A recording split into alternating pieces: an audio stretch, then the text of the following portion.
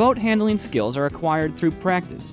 You can't possibly learn to perform the maneuvers shown in this video without actually doing them. Trial and error methods will eventually teach you how, but nothing beats knowing the right way and then practicing it. So we suggest you view one or a very few of the segments of this program at a time, and then practice them on the water until you can perform the maneuvers proficiently and with confidence. All boats handle individually different. Deep hull boats handle differently than shallow hull boats. Heavy boats handle different than lighter boats. No two boats handle exactly the same. Even two identical models powered exactly the same will handle different when loaded with varying quantities of people, equipment, and fuel. If you're operating somebody else's boat, take it slow and easy at first. The tip is to get used to the boat before you operate it as if you would your own. If not, you might get into a hazardous situation when the boat doesn't respond like you thought it would. When you're following a compass heading, avoid zigzagging too much. If you should be steering at a compass reading of 180 degrees and you're headed at 107, don't overreact and find yourself steering at around 190. It's best to slowly and slightly alter your steering to change your course to the ideal straight line. This is something you'll learn from experience because it varies from boat to boat as well as with the prevailing sea and wind conditions. Excessive zigzagging from one point to another requires more time en route and more fuel for your engines.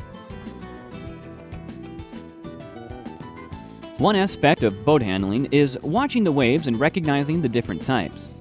The height of a wave isn't merely determined by the wind speed, but also by the length of time and distance the wind has been blowing.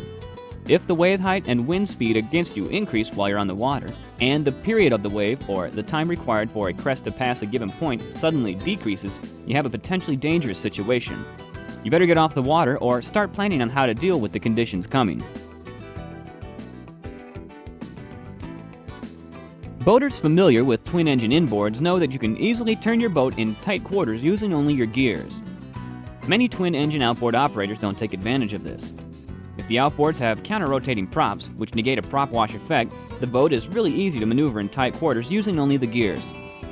Since props are designed to propel a boat forward more than backwards, the engine in forward gear tends to move quicker than the one in reverse. You can offset this effect by simply applying a slight amount of extra power to the reverse engine. In most cases, it's much easier to maneuver a twin-engine outboard with counter-rotating props using this method of steering than it is if you only use your steering wheel. Most boats are designed to move forward, not backwards, but some back easier than others. Your propeller pulls your boat in reverse, and the bow tends to follow. But if you turn in one direction or the other really quickly, your bow may swing in the opposite direction. So be careful turning when you're backing. Also, your transom is generally square and perpendicular to the direction you're traveling, and water tends to come over it if you back too fast, so this should be carefully observed also. The easier way to steer backwards is to turn around and face the stern. This way you'll still turn to the right and go to the right and vice versa.